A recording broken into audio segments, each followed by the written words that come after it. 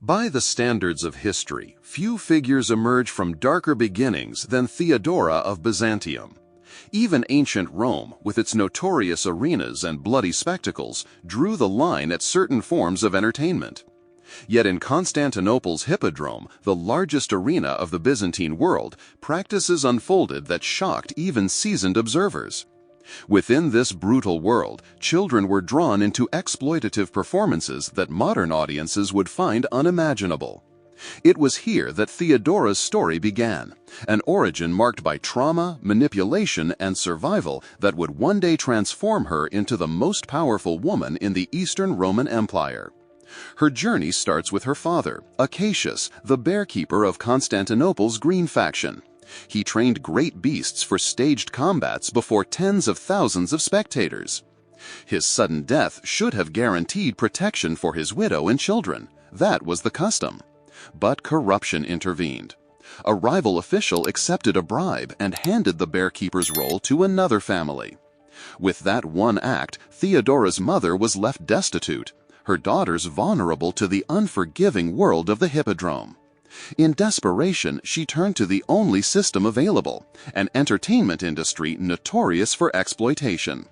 Ancient sources record that performers, especially women and children, were treated with little dignity, often categorized legally alongside the lowest professions of society.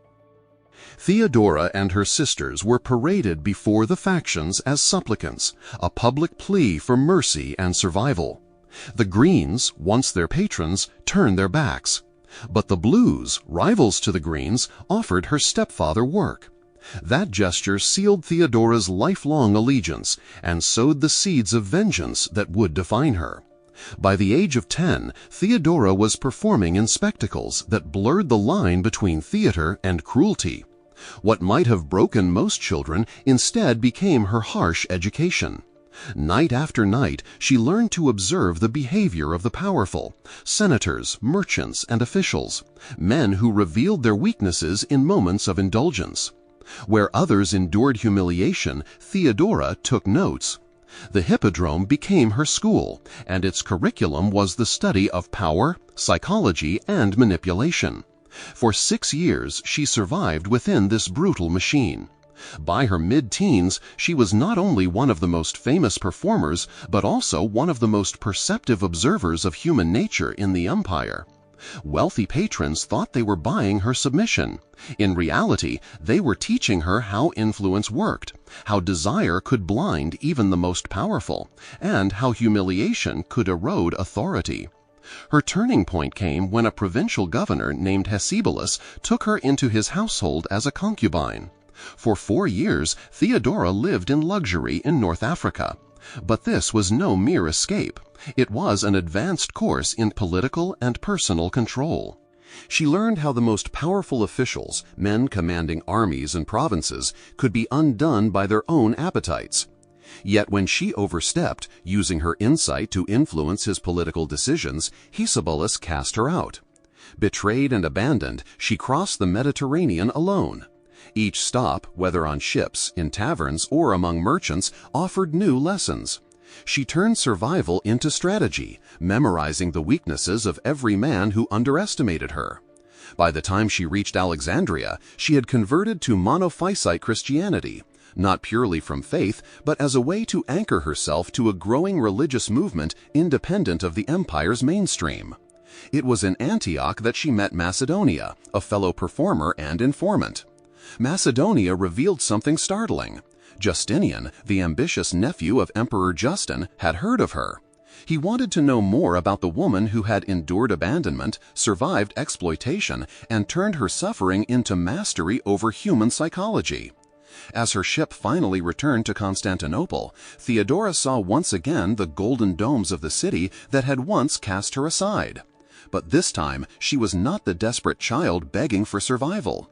She was a woman forged in fire, sharpened by cruelty, and armed with insights no senator, no merchant, and no emperor could ignore.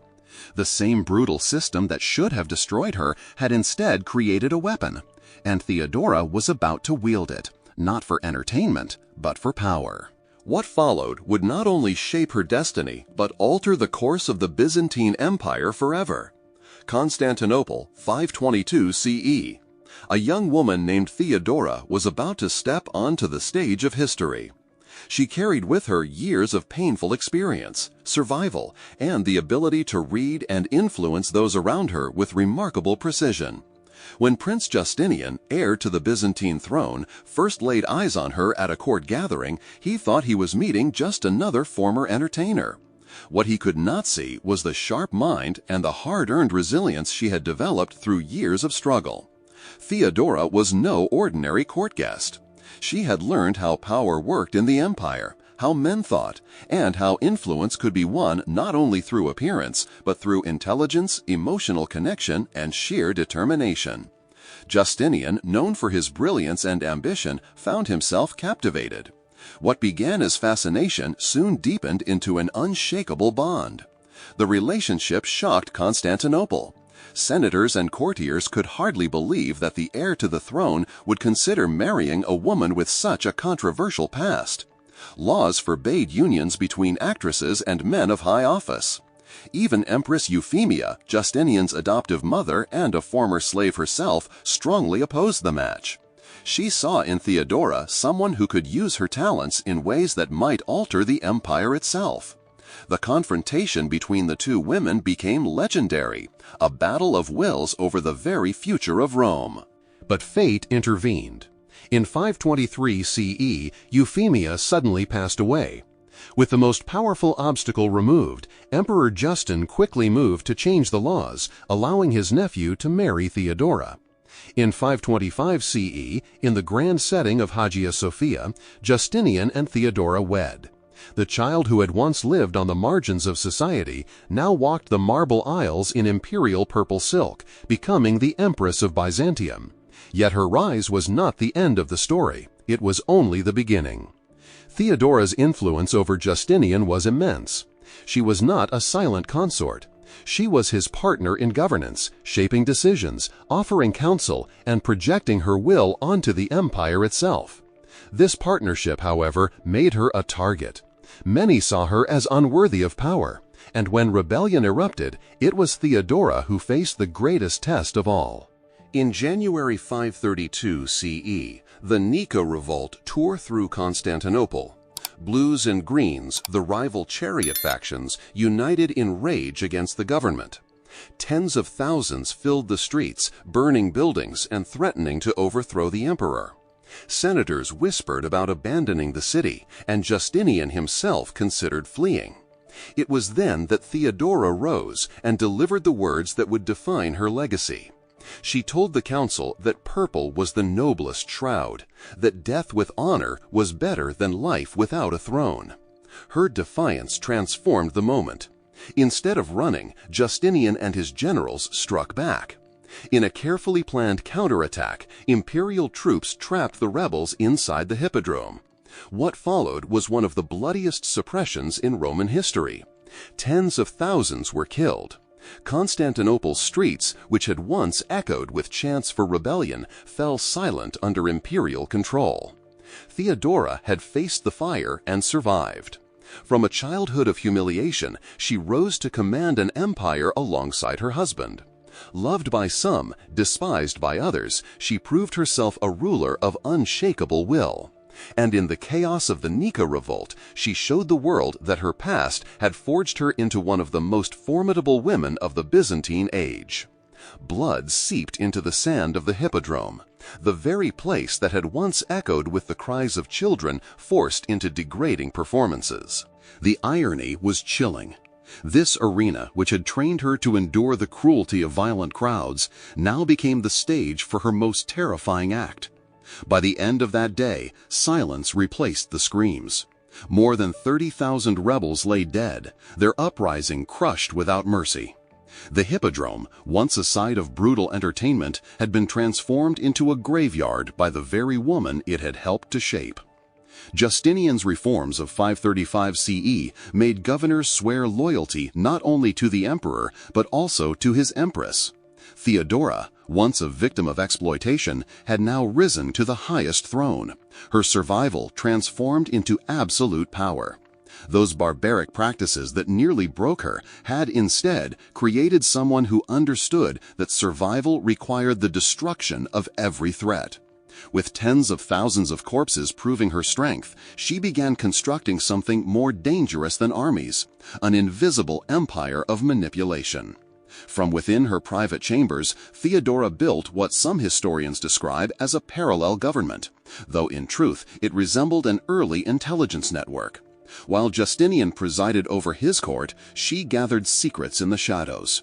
Eunuchs and trusted women served as her agents, slipping through palace corridors, listening, watching, collecting the most dangerous information imaginable.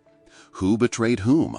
Which senators carried hidden shames? Which private weaknesses could be turned into political weapons? She demanded that everyone at court prostrate themselves and kiss both her feet and Justinian's, a ritual of humiliation turned into domination.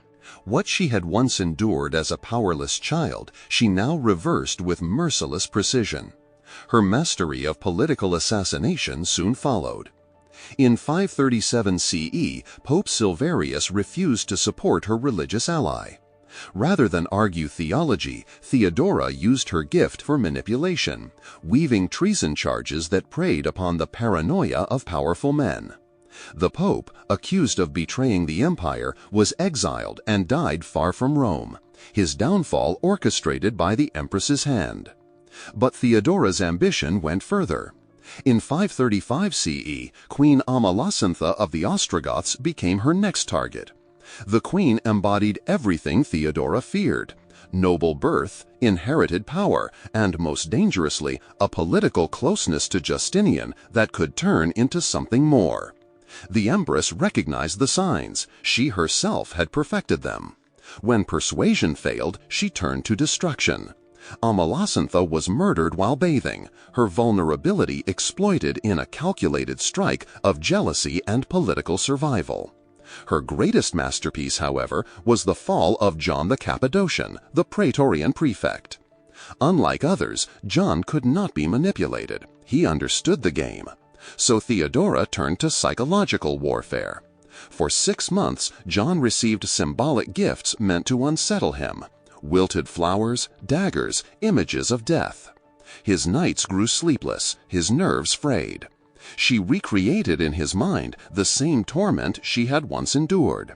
Finally, she set the trap. With her ally Antonina, she used John's own daughter to entangle him in a fabricated conspiracy. His ruin was immediate, his power gone, his life reduced to desperation. Through each of these acts, Theodora transformed herself from victim to predator. She wasn't merely eliminating rivals, she was rewriting the empire itself, turning manipulation into the foundation of governance. Even the law bore her mark. Her legislation outlawed forced prostitution, shut down exploitative establishments, and punished sexual violence with unprecedented severity. Yet, at the same time, she imposed control over women's lives through religious institutions, ensuring they lived under structures she herself designed.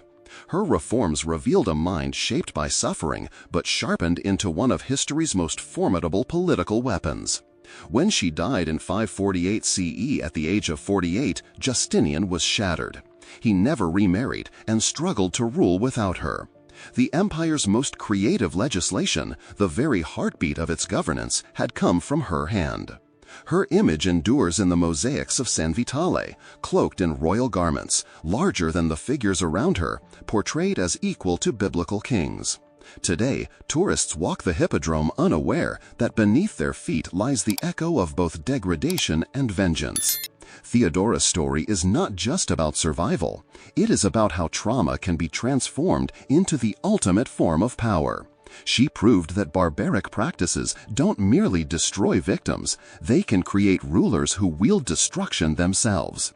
Her story forces one question: was the transformation from victim to empress worth the cost of 30,000 lives?